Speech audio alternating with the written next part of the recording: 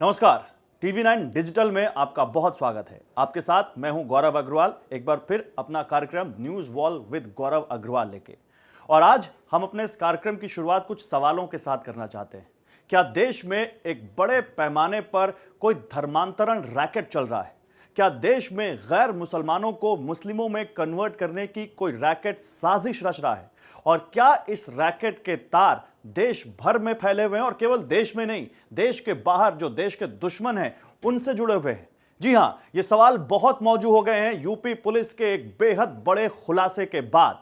UP police ने खुलासा किया है दो मौलानाओं के बारे में जो देश में धर्मांतरण का रैकेट चला रहे थे। ये कौन लोग हैं आपको ये बताऊं, इससे पहले आप ये कहानी कहां से शुरू होती है ये समझिए। गाजियाबाद में एक डासना जगह है, डासना मंदिर वहां पर है, जहां पर दो लोगों को पकड़ा गया। ये दो लोग अपनी फर्जी पहचान बताकर, हिंदू पहचान बताकर उस मंदिर में शामिल होते हैं। जब वहां सिक्योरिटी गार्ड्स को, वहां जो बाउंसर होते हैं, उनको शक होता है इन पर, तो वो उनको पकड़ते हैं, उनसे उनकी पहचान के बारे में पूछते हैं। और जब वो संतुष्ट नहीं होते हैं तो उनसे कहते हैं नहीं, आपका तो हम वेरिफिकेशन करेंगे, फिजिकल वेरिफिकेशन, आपको ले जाकर एक कमरे में देखेंगे कि आप क्या हैं, आप हिंदू हैं, मुसलमान हैं, जैसा वो करते हो, जैसा कि वहां बताया गया। तो उनमें से एक शख्स घबरा गया। उसने बताया कि नहीं जी, मैं तो मुस्लिम हूं, मेरा नाम कासिफ है और मैं तो बस इस अपने दोस्त के साथ इस मंदिर में आ गया था। और जैसे ही उसने कहा, सारी कलई वही खुल गई। तुरंत उनका सामान वहां पर सर्च किया गया, उनके सामान की तलाशी ली गई। तो मालूम है उनके पास से क्या निकला? उनके पास से कई सारे सर्जिकल ब्लेड निकले, उनके पास से केमिकल निकली, एक शीशी निकली, एक लिक्विड की, जिसके बारे में कहा जा रहा है कि या तो वो क्लोरोफॉर्म है या उससे भी कोई खतरनाक केमिकल हो सकता है। इसके अलावा उनके बैग से कुछ पाउडर निकला, जिसको लैब में भेजा गया है इस जांच करने के लिए कि आखिर ये पाउडर क्या है और किस लिए ये इस्तेमाल करना चाहते थे। पुलिस को उनको सौंप दिया गया। पुलिस ने उन मौलानाओं से पूछताछ शुरू की।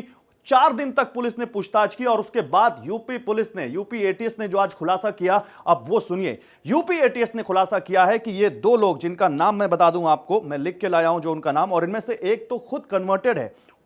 ये दो लोग हैं उमर गौतम और मुफ्ती काजी जहांगीर कासमी। ये कासमी घबरा गया था, इसने खुलासा किया कि मैं मुस्लिम हूं। उमर गौतम कन्वर्टेड है, वो खुद हिंदू से मुस्लिम बना है और वो लोगों को फंसाकर, बरगलाकर, लालच देकर, धमकाकर लोगों को कन्वर्ट करने की, मुस्लिम धर्म में कन्वर्ट करने की साजिश कर रहा था। यूपी पुलिस ने गोमती नगर थाने में इस बारे में एक एफआईआर दर्ज कराई है। और इसके अलावा इस पूरे रैकेट में जामिया नगर, दिल्ली का जो जामिया नगर है, जोगाबाई एक्सटेंशन जामिया नगर में इनका एक दफ्तर बताया जा रहा है। आईडीसी इस्लामिक दावा सेंटर के चेयरमैन का भी नाम इसमें दर्ज किया गया है। वहां पर जब हमने जानकारी लेने की कोशिश की तो वहां सन्नाटा पसरा हुआ है, वहां अब कुछ नहीं हो रहा। लेकिन अगर आपको लग रहा है कि केवल इन दो लोगों तक ही ये कहानी सिमटी है, तो ऐसा नहीं है। इस मामले का कनेक्शन पाकिस्तान की खुफिया एजेंसी आईएसआई से जुड़ गए हैं। यह बताया गया पुलिस के खुलासे में कि आईएसआई से इन्होंने ये कबूल किया कि आईएसआई ने इनके अकाउंट में पैसे भेजे हैं ताकि ये अपनी साजिश को अंजाम दे सकें। और न केवल आईएसआई, बल्कि विदेश के कुछ और दूसरे देशों से इनके अकाउंट में पैसे आए हैं, जिसकी अब तलाश की जा रही है।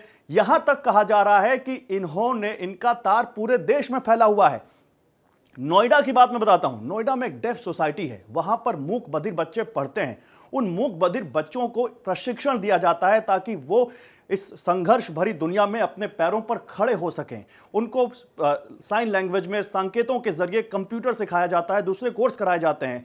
इन लोगों ने, आरोप है इन लोगों पर कि इन लोगों ने वहां के 18 बच्चों को बरगलाया, उनका माइंड वॉश किया, क्या दबाव बनाया, उनका कन्वर्जन करा दिया। इतना ही नहीं, यूपी पुलिस यह भी कह रही है कि इनका टारगेट जानते हैं कौन होता था? इनका सॉफ्ट टारगेट होता था सोशियो इकोनॉमिक कंडीशन में जो लोग बहुत निचले लेवल पर हैं, वो मूक बधिर महिलाएं, गरीब लोग, जो आसानी से जिनका माइंड वॉश किया जा सकता है। उनको शादी का झांसा देते थे महिलाओं को कि हम आपकी शादी करा देंगे। आरोप है कि कुछ की शादी इन्होंने कराई भी है। बच्चों को इन्होंने, ऐसे लोगों को, इनका नाम रामपुर कन्वर्जन वाले मामले में भी आ रहा है कि इनके ऊपर वो भी आरोप लग रहा है। सवाल यह है कि आखिर आप किसी का कन्वर्जन जबरदस्ती या उसका माइंड वॉश करा के क्यों करना चाहते हैं? अगर किसी को धर्म परिवर्तन करना है तो बाकायदा उसके लिए देश में कानून है। मैं आपको कानून बताता हूं कि आखिर वो कानून क्या कहता है। यूपी में धर्मांतरण पर क्या कानून है? धर्म छिपाकर शादी करने पर 10 साल तक की सजा का प्रावधान रखा गया है। 15 से 50 हजार रुपए तक का जुर्माना रखा गया है। और धर्मगुरु जो धर्म परिवर्तन कराता है उसे जिलाधिकारी से अनुमति लेनी होगी। इतना ही नहीं, जो धर्म परिवर्तन करेगा उसे जिलाधिकारी से इजाजत लेनी पड़ेगी। सामूहिक रूप से धर्म परिवर्तन कराने वाले को 10 साल तक की सजा हो सकती है। अगर कोई संगठन ऐसा कराता है तो उसकी मान्यता रद्द हो सकती है।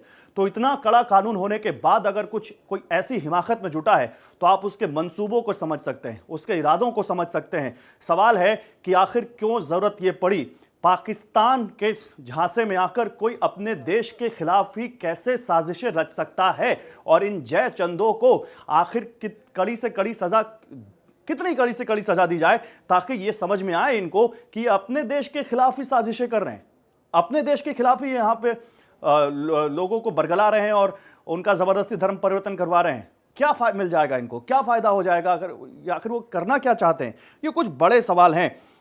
उमर गौतम, मुफ्ती काजी जहांगीर कासमी, ये दोनों दिल्ली के जामिया नगर के रहने वाले हैं और यूपी पुलिस ने जो खुलासा किया है उसके बाद से अब ये सवाल बहुत बड़े हो जा रहे हैं कि आखिर ये कौन सा रैकेट है, ये कौन सा गैंग है जो देश में धर्म परिवर्तन के नाम पर गैर मुस्लिमों को निशाना बना रहा है, जो धर्म परिवर्तन के नाम पर मजलूमों को, गरीबों को, बेसहारा लोगों को, जिनकी आर्थिक स्थिति अच्छी नहीं है, जिनके घर में कोई कमाने वाला नहीं है, उनको पैसे का लालच देकर, यहां तक आरोप है डरा धमका कर भी इन्होंने धर्म परिवर्तन करवाया है। तो अब जरूरत है इस गैंग के पर्दाफाश होने की ताकि ऐसी किसी साजिश को रोका जा सके और देश के दुश्मनों को उनके मंसूबों में कामयाब ना होने दिया जाए। फिलहाल आज के लिए इतना ही। नमस्कार।